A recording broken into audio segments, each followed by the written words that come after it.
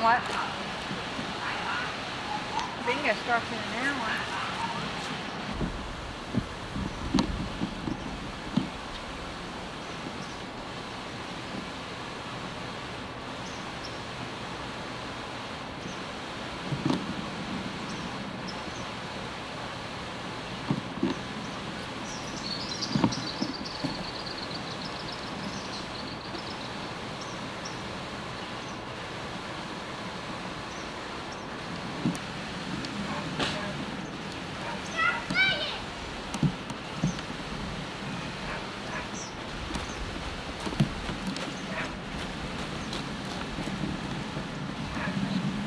Got my car coming.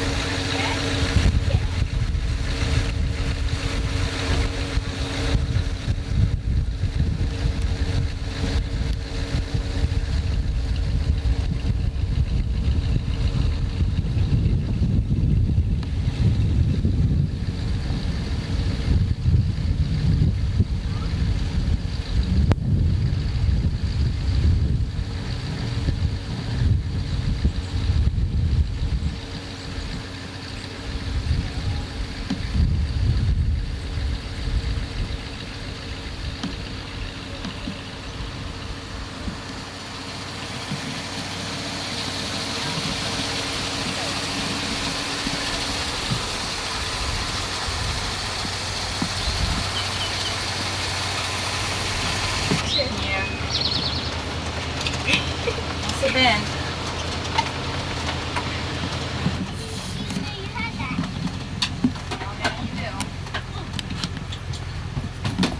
I can get pictures, Daddy. Okay. Pictures of her going out. Okay.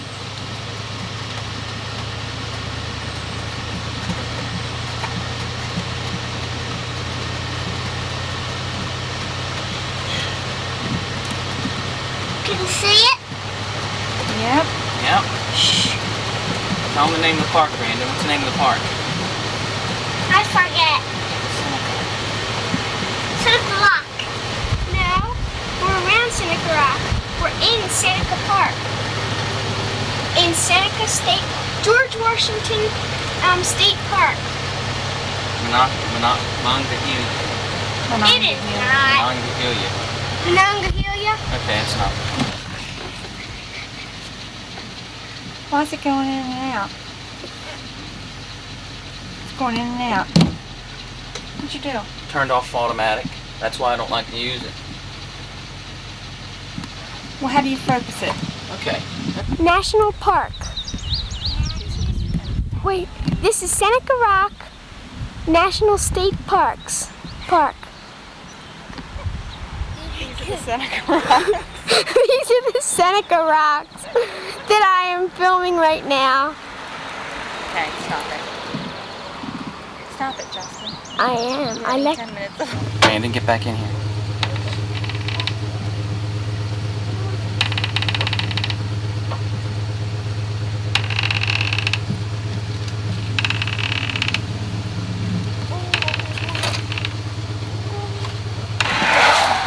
What rocks?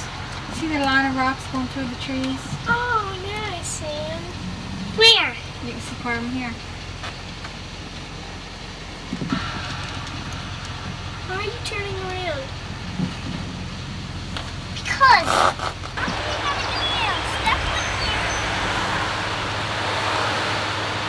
It doesn't go in, it just stops right there, doesn't it? Goes in a little ways. Stop. It goes in further? Looks like it.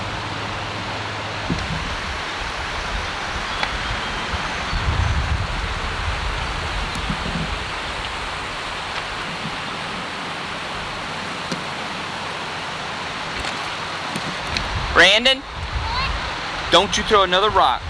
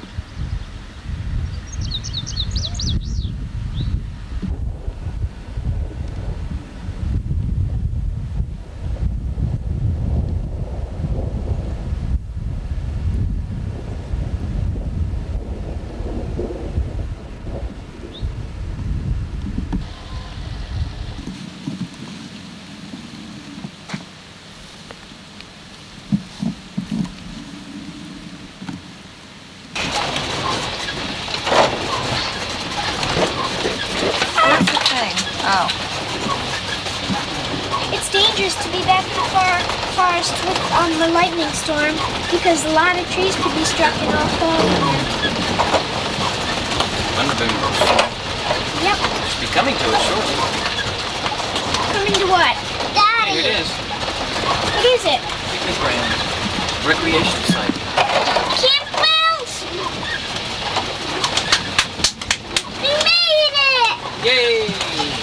We made it! Is this where we're going to camp at? No. Why not? Stop your windshield washer wiper. See if we can see some animals back. Oh, there's some. That? I'll tell you when comes, okay?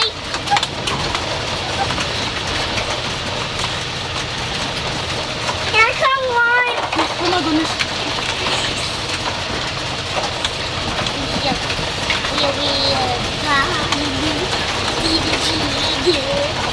Like that song?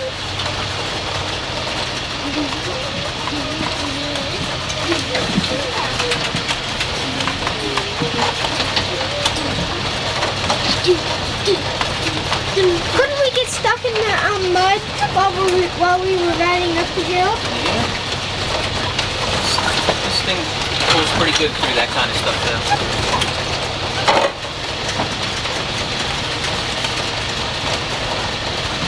Pretty good. What is creaking back there? That ice box makes that noise.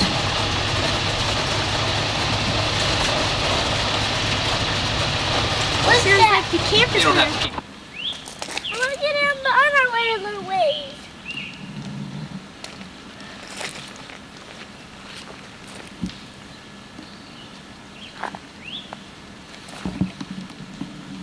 Yeah, Mark. Well, I'll go.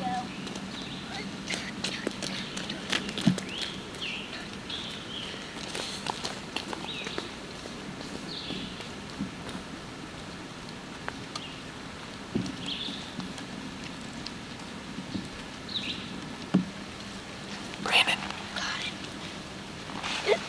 You have it? Alright, you finished? Not yet.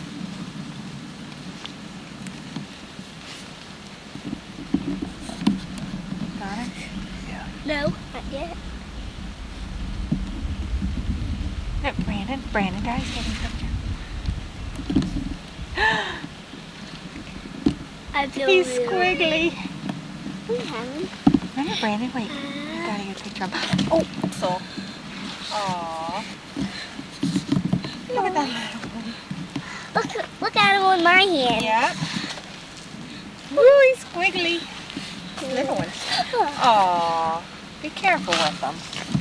Look Can at I take the big one home? Brandon. See if the Brandon. one's alive. Don't the pick big up one. any more. No, this one. That This one one? on the other end. There he is. They're all alive. They keep going. Look at this. Brandon, you're stepping on them. Whoa. Can I take one home? Wait, Brandon, stand back. Daddy's taking a picture. Brandon. I wouldn't. Now let's walk this way. Okay. There we go. This way.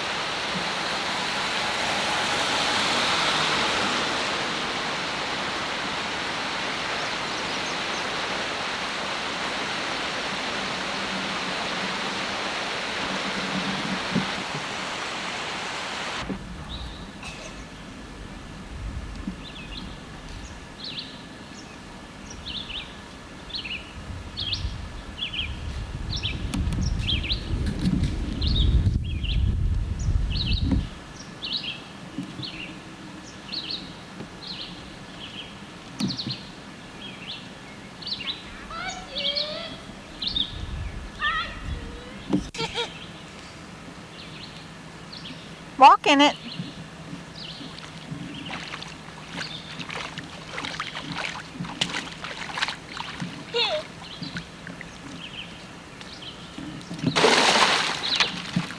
Alright, now it's my turn.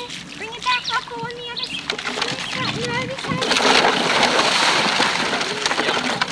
What?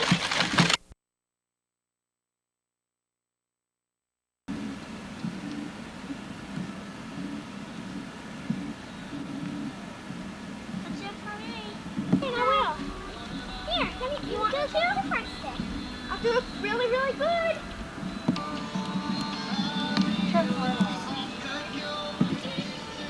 Spotlight. It is a spotlight.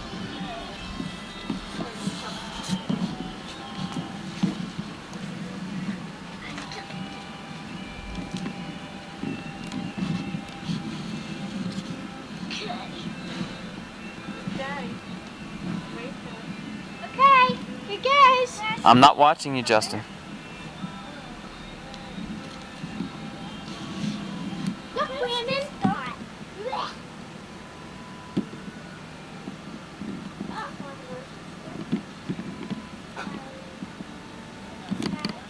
Here, I'll get it, Mommy. Fine. I know. I'm going to give it to you. Yes. Did you get a different one? Did you just get a different one from over there? Give it to me. It can't, but wait, you gotta break it. You gotta break this. You gotta wait. No, it'll catch, but you've gotta break this.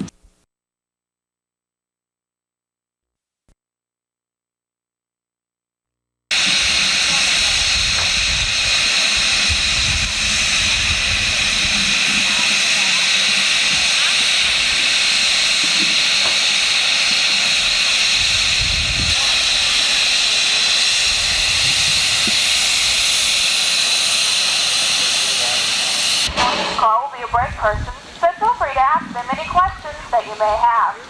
Your engineer's name for today is Robert, the fireman is Wayne, the conductor is Darren, and I am Jenny, your commentator. We hope you'll enjoy your trip to Whitaker Station.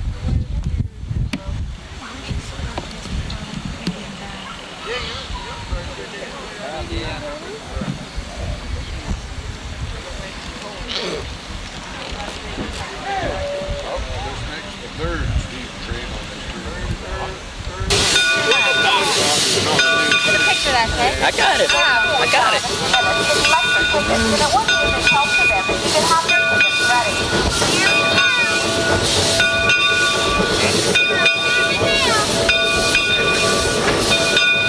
Can I stand up in this moment? Okay?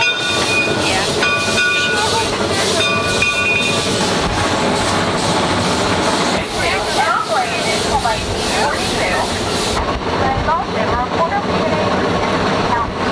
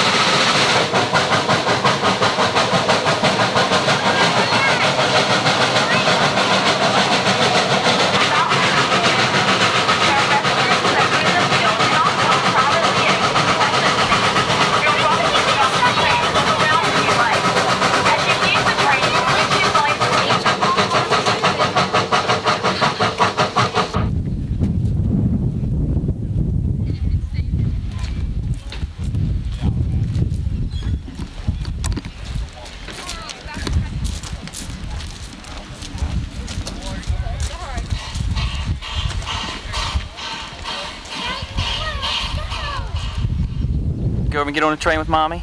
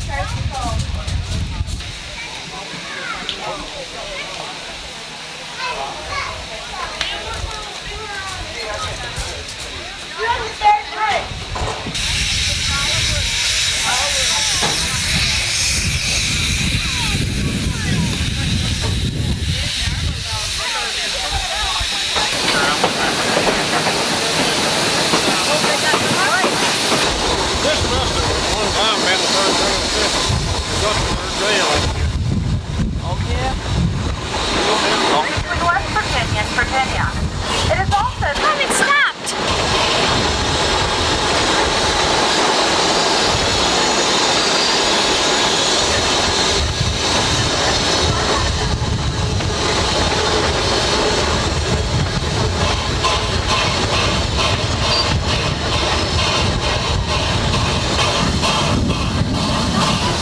When the wheels begin to slide on the track, the brakes are released and the whole process starts over again.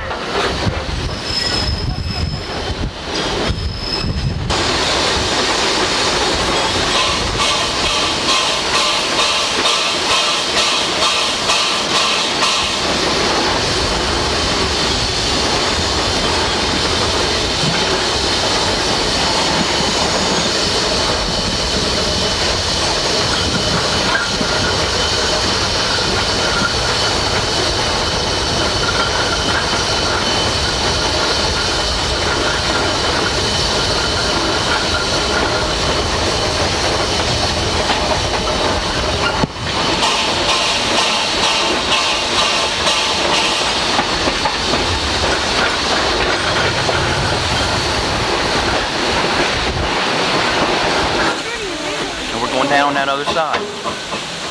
And up here's the guys changing the...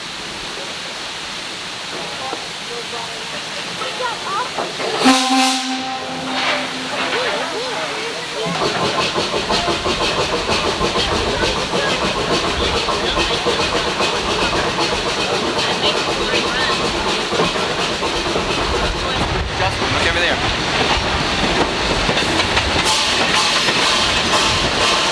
Dangerous because the cars were walking flat cars.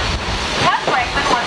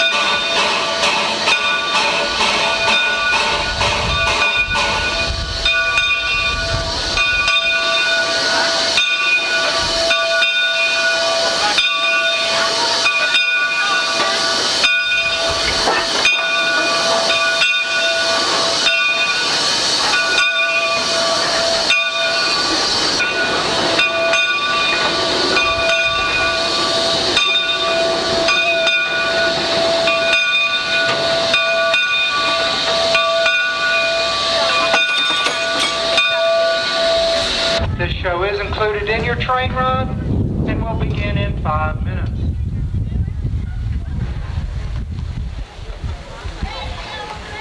Around the turn of the century, everything was going real strong, and the men were working real hard, and the ladies lived in town out here taking it easy. Same thing goes on now.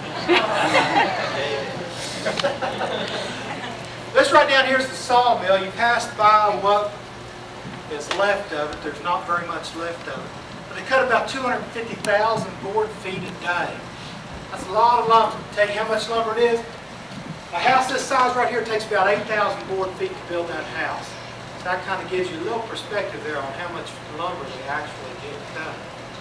If they had the foresight and good nature that they do nowadays to replant trees as they cut them, they could probably still be cutting timber here now. Instead, they just went through and absolutely cut everything the second time they went through. There's just nothing left up there to timber out. Come on down, you can see kind of the simulated log scene up there. Come on down in here to the town. The show's going to tell you about Mr. Emery P. Schaefer. He was the head cheese, lived up in the big house on the hill. We'll tell you all about it. The reason why he was head cheese is because he married Our lumber company, the guy that done it, married his daughter. Tells a great story. Company store is still standing. It's right down here. It's kind of a museum in itself. Back in the heyday here, the company store did about $1 million worth of business a year. A lot of money back then, a lot of money now. Simple reason it did so much, it's where you had to buy everything. Couldn't buy nothing anywhere else. Come on down, we'll tell you about the hotel, the church, the schoolhouse, a few things right in the town here. And stay here for about 3 days on a place called Dirty Street. Use your own imagination. Take about 3 days to lose their pay and back up the mountain they'd go again. They'd have families. They'd come home to their families and just single men work up the mountain. Any more questions before we start? Yes, sir.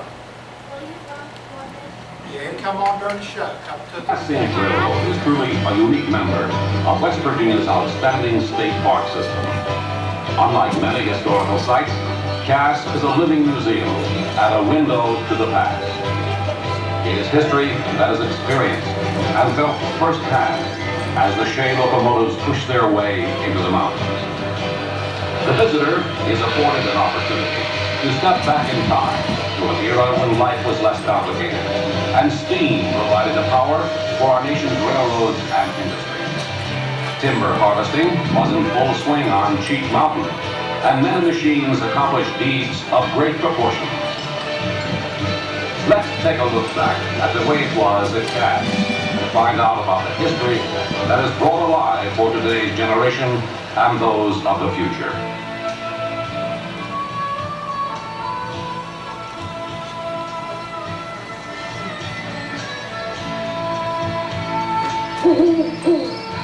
The Indians hunted in these forests for thousands of years. By 1794, the Shawnee and the Iroquois surrendered their claims to the land, and the region was safe for the settlers who cleared the valley for farming and building their log cabins. During the Civil War, the vast timber resources of the Cass area were recognized by Union soldiers who passed through Pocahontas County. Following the conflict, some of these men returned to carry out logging operations along the Greenbrier River. The felled timber would be floated down the river to a sawmill in Ronceverte, where the spring thaws came. Most of the logging crew would follow the logs downriver while riding on large rafts that were designed to accommodate men, animals, tools of the trade, sleeping quarters, and eating facilities. It was often necessary to break up stubborn log jams along the way. Before too many years went by, most of the marketable timber that was located near the river had been harvested. It was then that the eyes of the West Virginia lumberman turned to the magnificent stands of hardwoods and red spruce that stood on Cheat Mountain. The only problem was that there was no way to get the timber out. The Shavers Fork of the Cheat River could not be used for log driving. It simply was not big enough to support such an operation. Some way had to be found to get the timber from the mountain to the sawmill. Mr. Samuel Slaymaker was the man who faced this problem. He had purchased some acreage around the turn of the century that stood on Cheat Mountain. He also bought some land at the mouth of Leather Bark Creek, where it emptied into the Greenbrier River. When he found out that the Greenbrier River Railroad, later to be absorbed by the Chesapeake and Ohio Railroad, was planning to construct a branch line up the Greenbrier River from Ronceverte to Durban, he realized that this provided a solution to his dilemma. He would establish a town at the mouth of Leather Bark Creek, and from there he would build a logging railroad to his timber holdings on Cheat Mountain. His railroad would interchange with the C&O so that the lumber could be transported economically to the waiting marketplace. Thus, in 1900, the town of Cass, the railroad, and one of the largest sawmills in the country were born.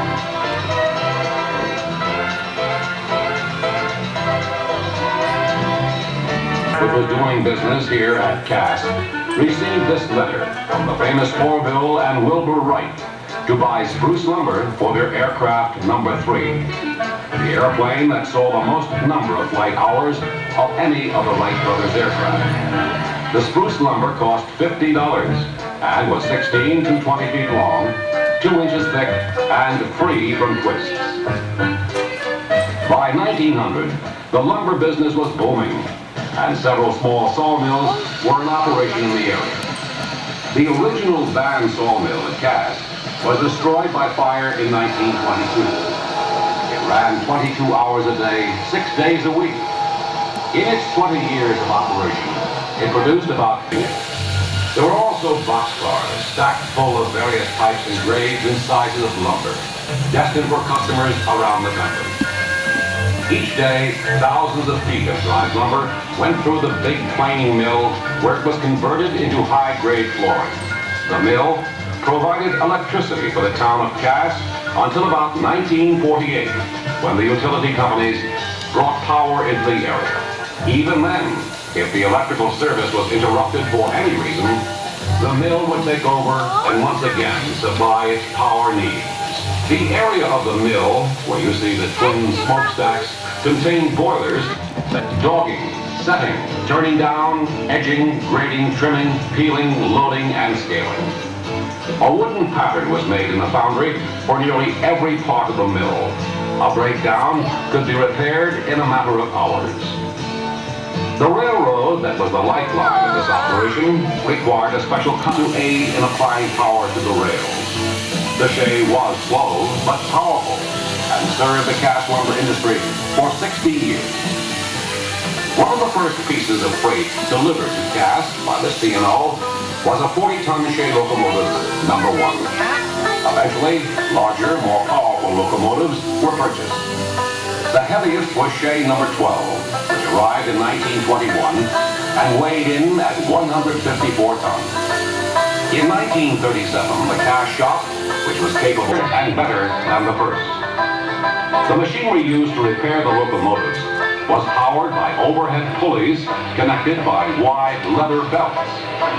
As with the sawmill, wooden patterns from most of the locomotive parts were kept on hand. If there was failure of a part, chances were good that a new one could be poured in the foundry, machined in the shop, and put back on the shay in a short period of time.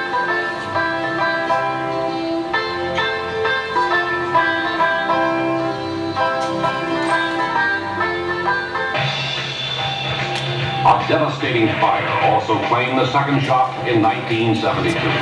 Look, you got them in the end. Who wants some of yours? Who? Mine? Okay. Oh. Guinea Look, pig. he's climbing all over the rabbit. Look at that guinea pig.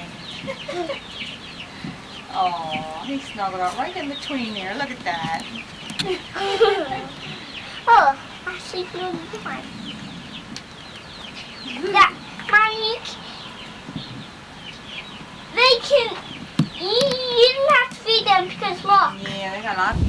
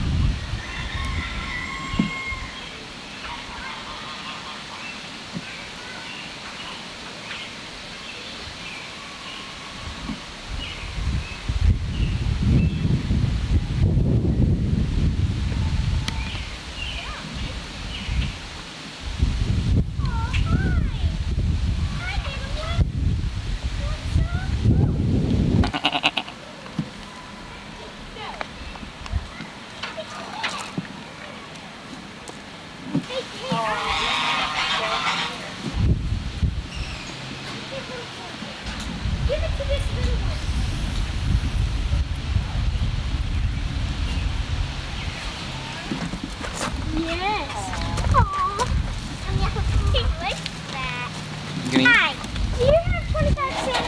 Let me hold it. No, I don't have any more quarters, Get it Justin. out of your hand. Here, I'll give you a little piece Am I getting some?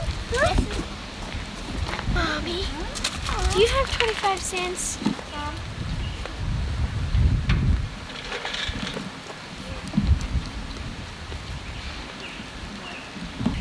Hey, Mommy. What? Do you have 25 cents? Who's got your coat, Daddy? That goat tried to eat my coat. Here, hold these. Comes- Comes a big deal, man. And look. That is fine.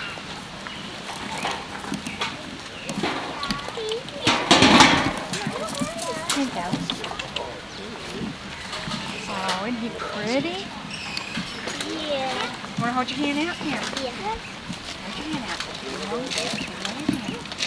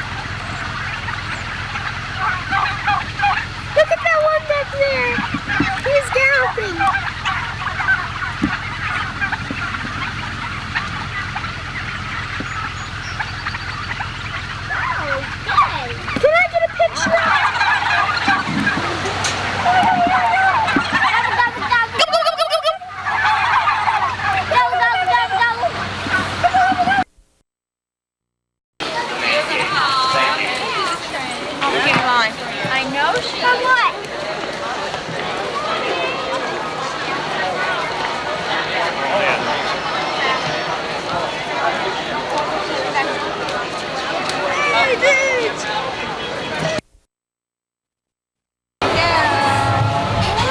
Wait till we get out where there's light. You're not I want to get a picture of it going up through here to see how it's swinging. gonna be able to see without the light. Will ya? Sure, yeah. Get down there. You want to kneel? Go ahead and kneel. Ow, you're sitting on my foot. Yeah, that breeze. Just think if you kept going up and up Clydesdale. and up. Look at the horse brand new Clydesdale. Oh, I wanted to get a picture of that. Look, it's a little one. Oh, she's nursing. Look.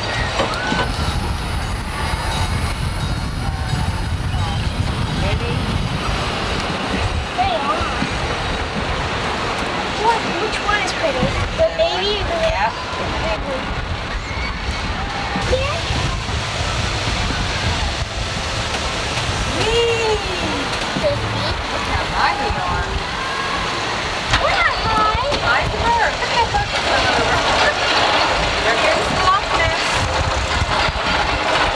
Loch Ness Monster. Loch Ness.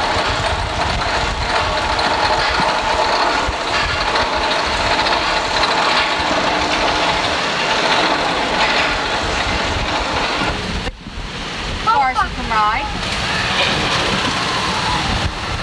Can you steer them? They're on a track. Well, how do you? Well, then what's the fun of riding it? You can steer them back and forth on the track. That's it. That's it. You'll like it. Huh? That's short. That was Fine. short. Yeah, it was a short ride. That was. Mind your way.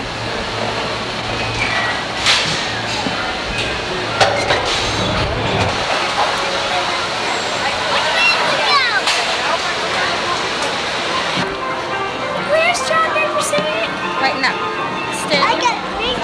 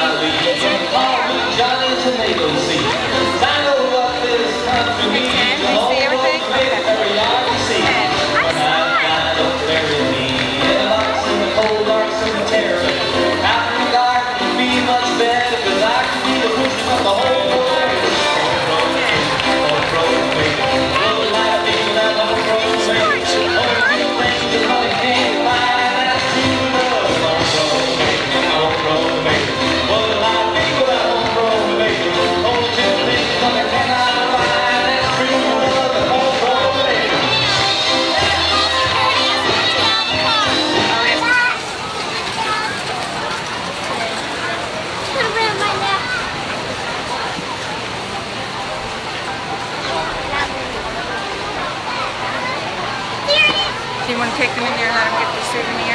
Justin, what did you want for a souvenir? There's the trading post.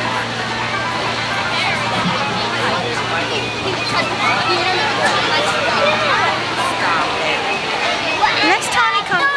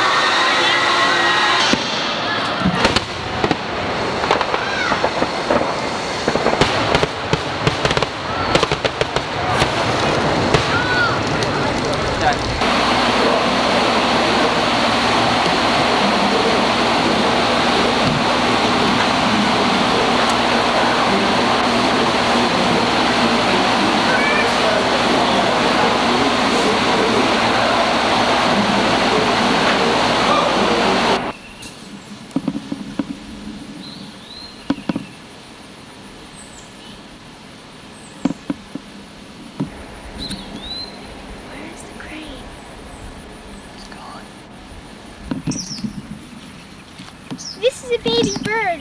This is a baby bird that we found just laying on the ground while we were getting ready to fish. You can hear his mother chirping somewhere. Don't hurt him. Don't hurt I him. touched his beak. Let me pet him. Tap, tap. Do you feed him with the worms? Why don't you get one of the worms? Should I No. get one of the No. worms? Let them feed it. Might pee on your hand. Don't sit it near the water. It might try to fly and land in the water and drown.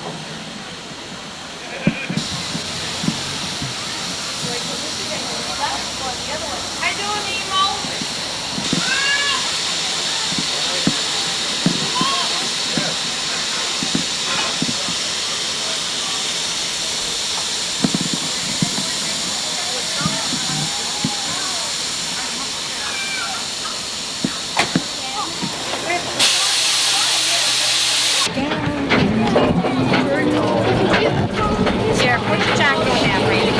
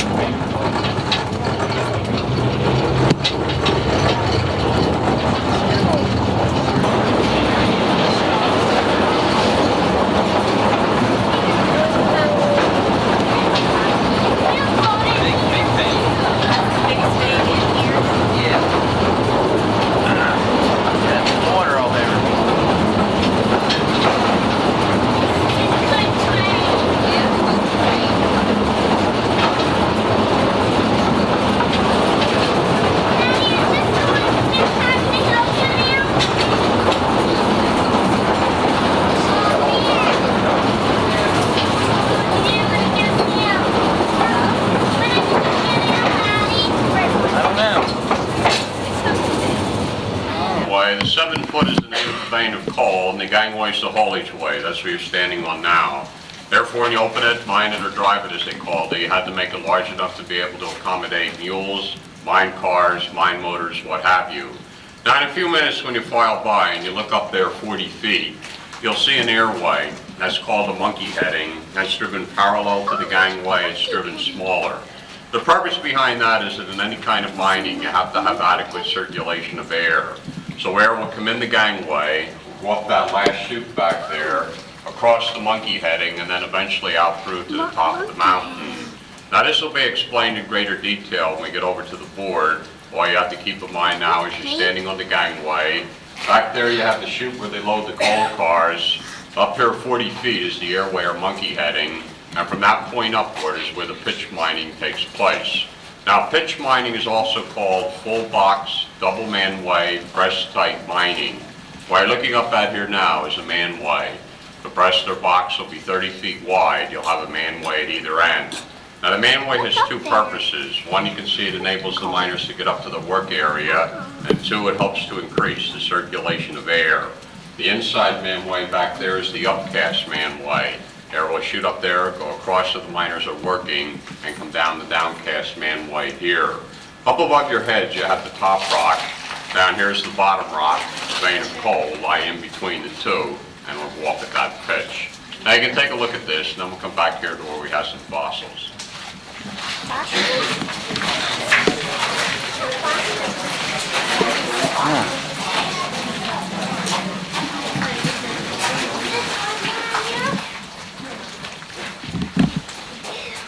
Up above your heads there, my finger's pointing, I have the remains of a petrified tree. The bottom half of that fell down when they're putting up the bracing. That's now the Smithsonian Institute. Over here where you'll find the white circles, you'll see fossils. Here's a plant leaf, the bark from a tree, some fern fossil, another plant leaf. This is called the top soft slate. Over there you have the top hard rock. You won't find any fossils in the hard rock or in the anthracite. Anthracite coal itself was formed over 300 million years ago, and up until that time the area around here was flat and level and covered with tropical vegetation. But you had an inland sea where the plain states are now. When that sea came eastward, it pushed the vegetation down. Then after it receded, it was covered with mud and sand, and that sealed out the air to the decaying vegetation, and it lay dormant like that for a period of time. Then during the mountain building period, the earth gave a gigantic heave, and when it stood these mountains upward, the heat and pressure were that great that it turned the vegetation into anthracite. Now at the same time that was happening, your bituminous or soft coal was also being formed. The only difference there was that the heat and pressure were less. 96% of all the anthracite in the United States and 75% of all the anthracite in the world is located in this region of Pennsylvania. I can take a look at these, and then we'll come back here to the end of the gangway.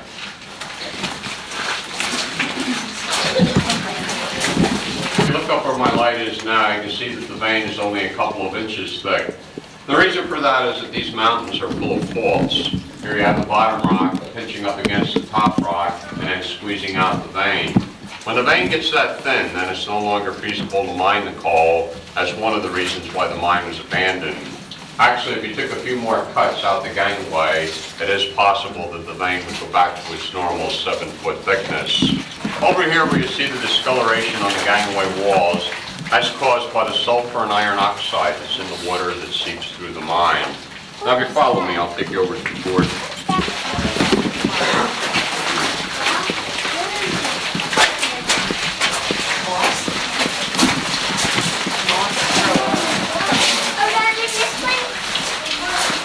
Side of the mountain. This is the tunnel entrance where we came in. As we came in, we passed these various veins of coal. They're the black stripes you see. We made a stop at the Mammoth. That was the big one back there. And right now we're approaching the Buck Mountain vein. That's the original vein that was mined. They came in from that direction over there. As they tunneled through, when they hit the Mammoth, they had that much coal. They couldn't get it out of there fast enough. So they tunneled through to where the entrance is now. That's the reason for the low-key.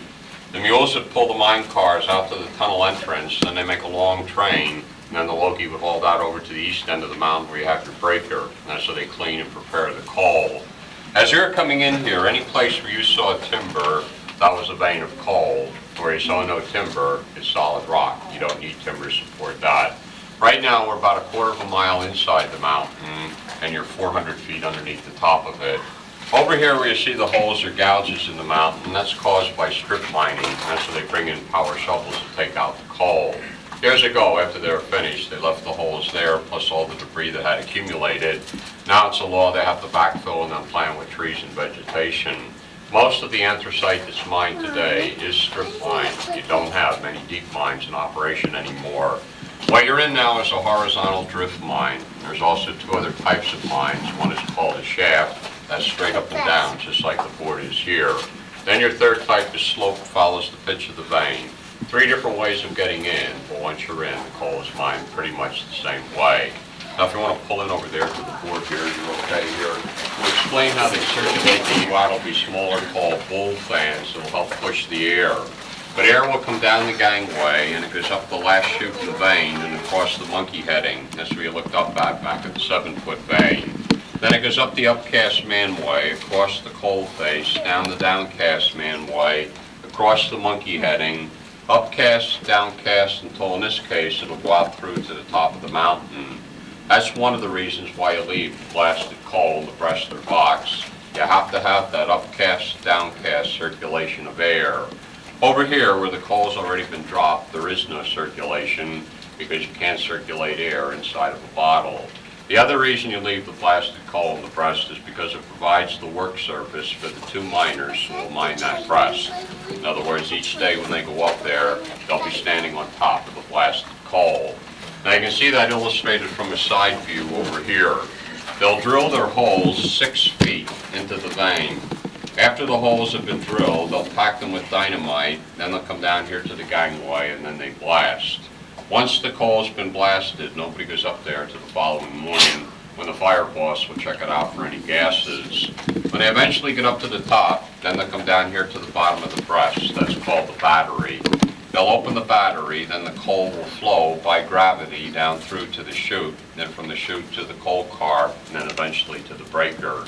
Now what you see here is a vein of coal in various stages of production. Here the coal's been dropped, here it's about to be, here they're just on their way up.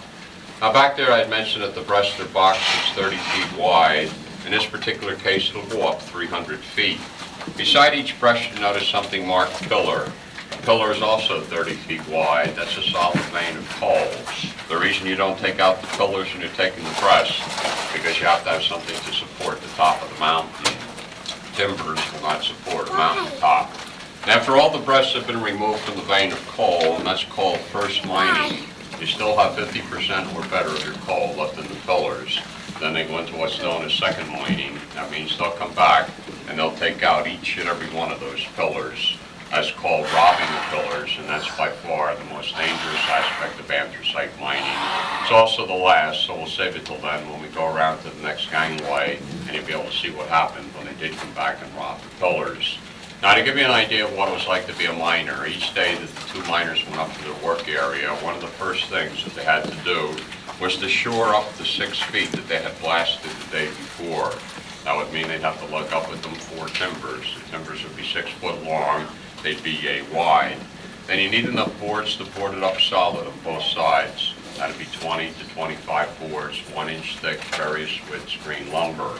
Along with that, you'd also need enough materials to extend your upcast and downcast manway 6 feet. Along with that, you'd have your dynamite, blasting caps, etc. So you can see by the time you get up here to 50, 60, 70, 80, 90 degree pitch, 200 or 300 feet, you'd be pretty well tired by the time you got there, but then the worst part of the shift will be over because the actual drilling will be somewhat easier than just getting there to begin with. Now what I have in my hand now is a safety lamp. In anthracite mining there's a lot of dangers. 2 of them are associated with gases. One gas is methane, and that comes from the coal itself. It's lighter than air. When mixed with the right amount of oxygen, it's highly explosive. To test for methane, you'd raise your lamp upward. If there's any methane, it'll go through the top of the lamp, and it'll roll around like a ball in the glass area here with a bluish flame. The reason there's no explosion is because this is specially constructed, and inside here you have 2 metal cone-shaped screens called gauzes. They dissipate or break up the heat. The other gas you're worried about is black damp, and black damp is simply air without any oxygen. heavy. The test for that, just lower your lamp. The flame flickers or goes out, then you know you're in the pocket of black damp. Now each day that the two miners go up to the work area, the lead miner will continuously check for methane all the way up to the top. The reason for that is the higher up you go, the more likely you are to run into it since it is lighter than the air. If you get a couple whiffs of it, you get dizzy and pass out, then there's always a danger of losing your footing and falling down the manway. Of course, if you breathe long enough, it would kill you. With black damp, your body will feel heavy. Your arms, your legs, if it collapses in the pocket, since there's no oxygen in it, that would be lethal as well. Now on their way up, if they run into a small pocket of methane, they'll take their air compressor and blow it out using the upcast, downcast system of air circulation. If it's a bigger pocket, then you have to bring in a fan.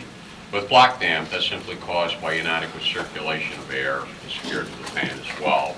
Up there you notice that the temperature is about 53. Last month we hit the seasonal high of 54. And during the winter it never goes below 46. So you have an 8-degree difference from winter to summer. Now, does anyone have any questions before we go around to the next gangway? Okay, then you'll be able to see what this looks like.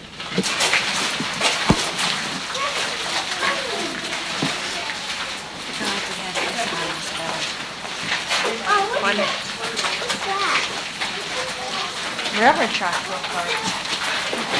Timber tracks are Sony rock coming down. This is the second way out of the mine. When you do file by in a few minutes, What do you think? Let's see. Oh, look at that. That's all the way up there.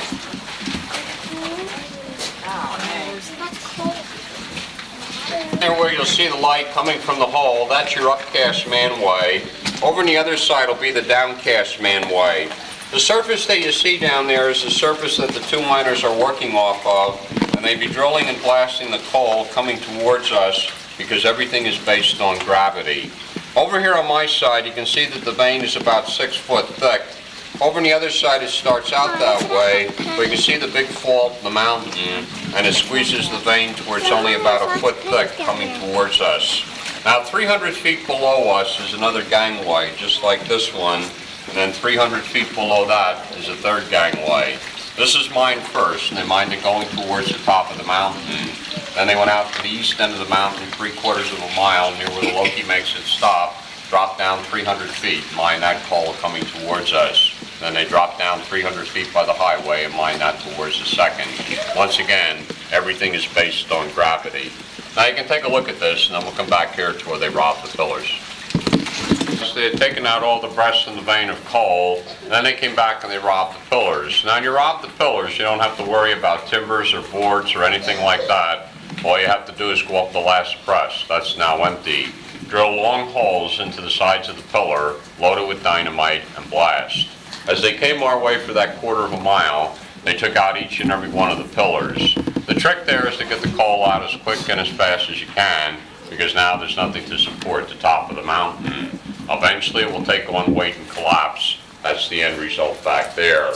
Directly behind me you have your typical 4-ton coal car. There'll be a miner up on that platform and he will be operating the chute. Now in a working mine there are no lights. You can't have lights for fear of a methane explosion. So the only light that the miner will have will be the one on top of his helmet. Even with that light on, more often than not, he won't be able to tell when the car is full. The dust and dirt will be that thick and heavy. It won't be a bit unusual to see his leg dangling from the platform, using his foot to judge when it is full. As a result of breathing all that dust and dirt, he has a good chance of coming down with something called black lung. Any place where you saw a board with dates and initials, that's from a mine inspection. Before anybody's allowed in here, the foreman is required by law to check it out each morning. Then a record has to be kept in the office for the state. Every other month, the state mine inspector will be by. During the 20 years that this mine operated, from 1911 to 31, almost 500 miners died in mine accidents from Scranton down through this area. Not one miner ever died in this mine. The only fatality they ever had was on the outside. That was one day after a payday when one of them hitched a ride in the Loki, slipped off, and the cars behind went over them. The mine is probably a great deal safer than the main street down in Ashland. Now, does anyone have any questions at all?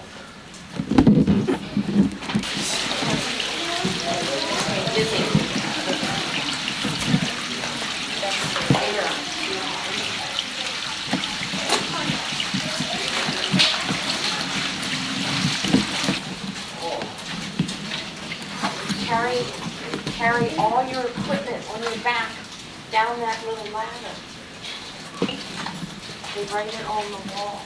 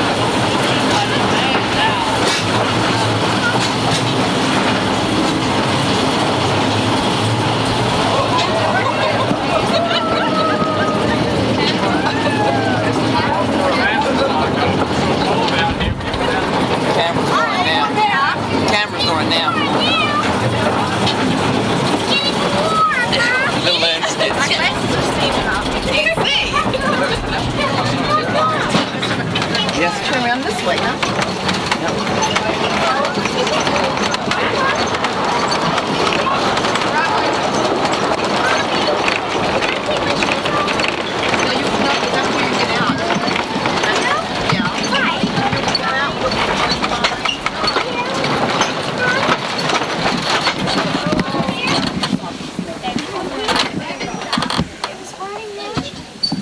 You were sitting on this side too. No, it's all right.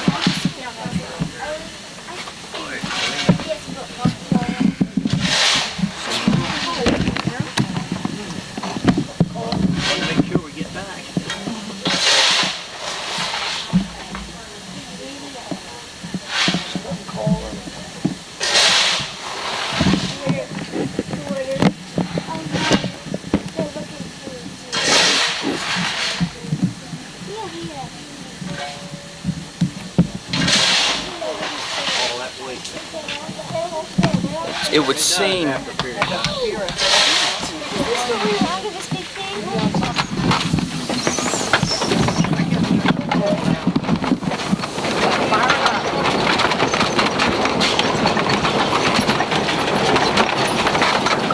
the picture up in there. Are you going to get it coming back?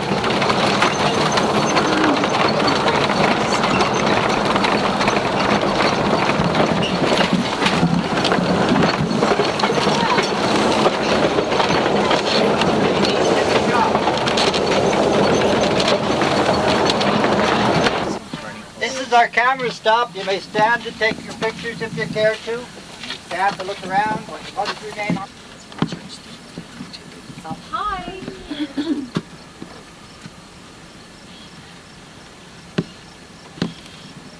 This is the town of Ashland. Years ago when coal was king around here, the town had a population of over 8,000 people. As the coal sales dwindled, so did the population of the town, down to 4,200 at the present time. Now if you will take note to this mountain directly across, up there in the tree line you see one white building standing out. That is the steeple from the church in the town of Centralia. Now Centralia is noted because of a mine fire burning beneath that town the past 28 years. They did on 2 occasions try to put the fire out. Once they tried to flood it out with water. But the mine drainage in the mountain over there was so great, the water had no effect whatsoever on the fire. They then decided to pump in the fly ash. The idea there was to try and smother the fire or put a barrier between the fire and the town. The fire had become so intense, it jumped the barrier and continued on. Now the only proven way to put a mine fire out is to dig down to it, bring it all up to the surface, cast it off to the side, and water it down. Then replace it back in the earth. Of course, to do that over there, it meant moving that whole town. So the government allocated $43 million. They went to each homeowner, evaluated their property and gave them a fair market value for it, plus the relocation fee of about $20,000. Now, 400 of the families over there did accept the government's offer, have moved, but there are some 31 families that decided to stay there, which is their perfect right, of course. But until they get those people moved from there, that fire will continue to burn. When we get out at the end of the line, I'll explain to you how the fire got its start. I'll show you out there an open pit, very similar to the one that the fire started in over that mountain. We have some mining procedures and other points of interest we'll explain to you when we get out at the end.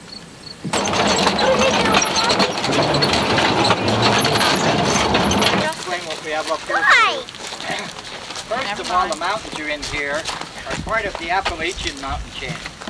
They run from the state of Maine all the way down to the state of Georgia. The big mountain over there in the distance, we call that the Broad Mountain. 2 miles flat across there, and it's traveling Highway 81. That's where it runs the top of that mountain over there.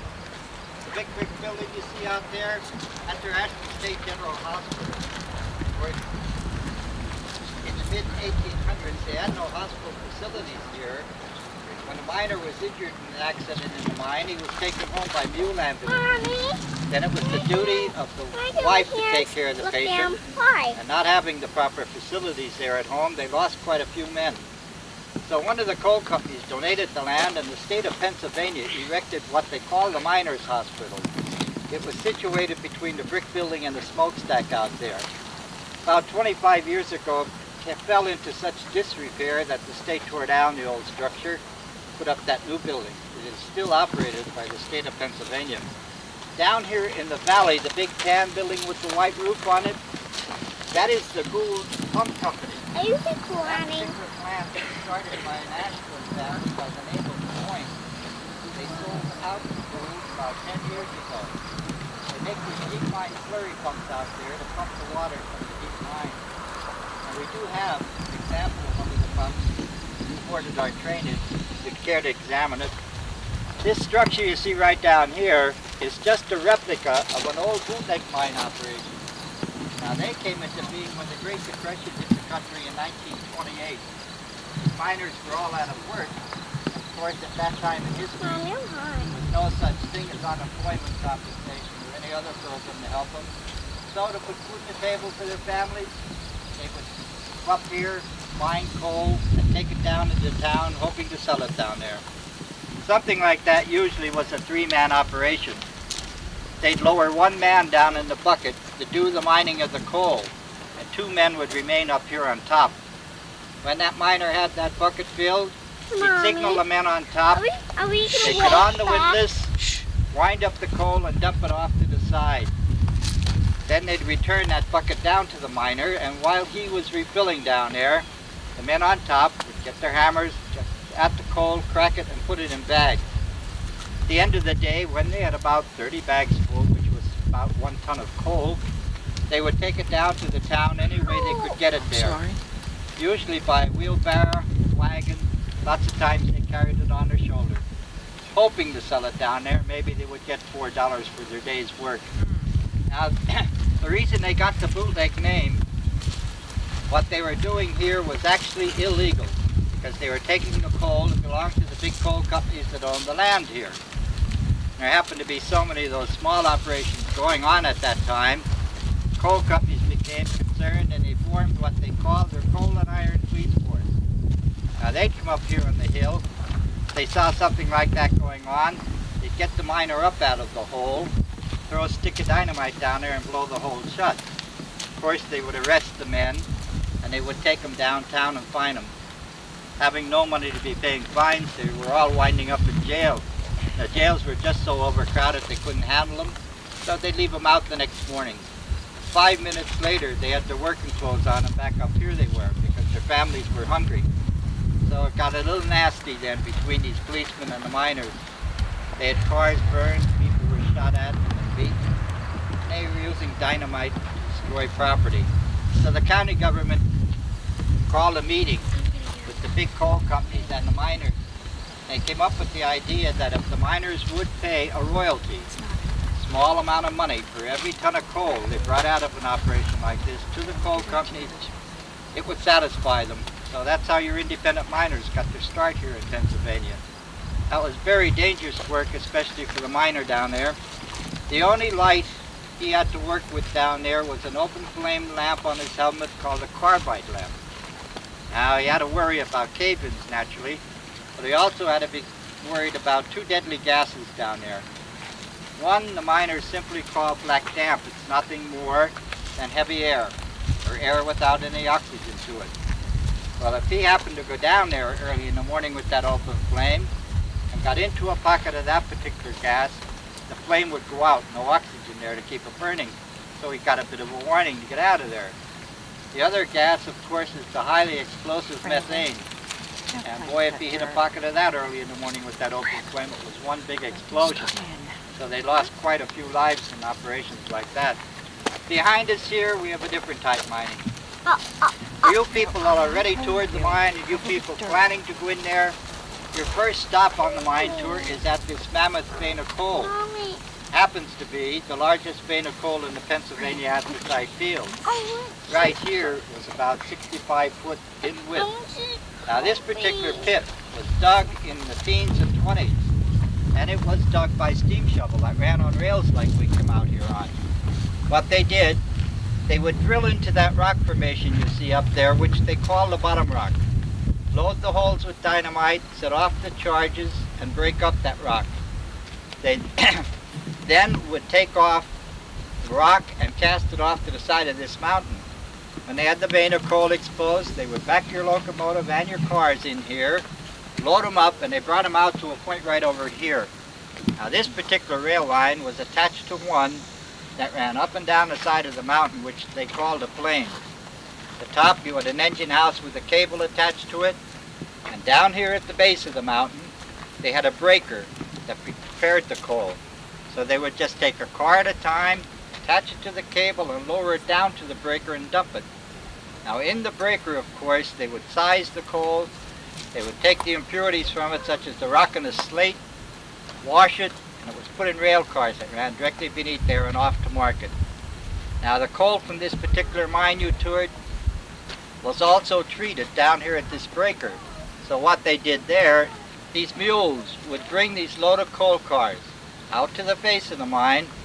When they had about 20 cars out there, they would attach them on your locomotive, back them out the way we rode out here today, then take a car at a time to the breaker. So that's how your coal was prepared from these operations. Now at the camera stop, I told you about that Centralia mine fire starting in an open pit, very similar to the one you're looking at here. Up there it was located very close to the town, and people carelessly got rid of their garbage in that pit. Now when garbage decomposes, it forms heat. Then one summer day, by spontaneous combustion, the garbage happened to ignite. Well, the local fire companies came, extinguished the blaze. What they did not know was that it touched an open seam of coal in the pit. It took about 2 years before the people in the town start feeling the effects of these gases. So the government was called in. They test bored down 300 feet, sent a thermometer probe down there, and came up with temperatures of 1400 degrees Fahrenheit. So in those 2 years, the fire hadn't moved beneath the town. That's why these open pits are so dangerous in our area. The reason, of course, most of them are open, at the time they were dug back there in the teens and 20s, the amount of money the band put up for a bond to refill was so low, it would have cost him 50 times as much as the bond money to backfill. So he just relinquished the bond, pulled up his equipment, and moved out. But the government in 1972 passed what they call the Mine Reclamation Act. Now, before you can take a shovel full of earth, you must put up a huge amount of bond money, enough to cover the backfill of the pit. And if you will take a note to this mountain right across, that green grassy area with the black road running through it, that is a reclaimed stripping pit. Now, that was dug after the law came into effect. What the man there did, he took all this rock and overburden and cast it off to one side of the pit. When they was finished mining over there, that particular pit was 550 feet in depth. So he put his equipment to work, backed that rocket overboard and saved what you see there. Then he must have let it sit for 2 years. The government will come in, they pass the job, they reduce the quantity. Vulcan Iron Works up in Wilkes-Barre, Pennsylvania, in 1926. This particular engine weighs approximately 30 tons and fully loaded with water. And it did work for about 25 years for a company up near Hazelton, McAdoo area.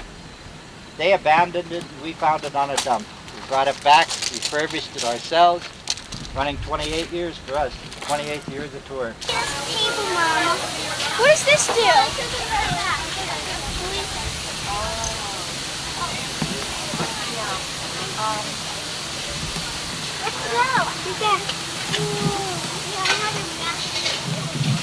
You know the little mine that we saw?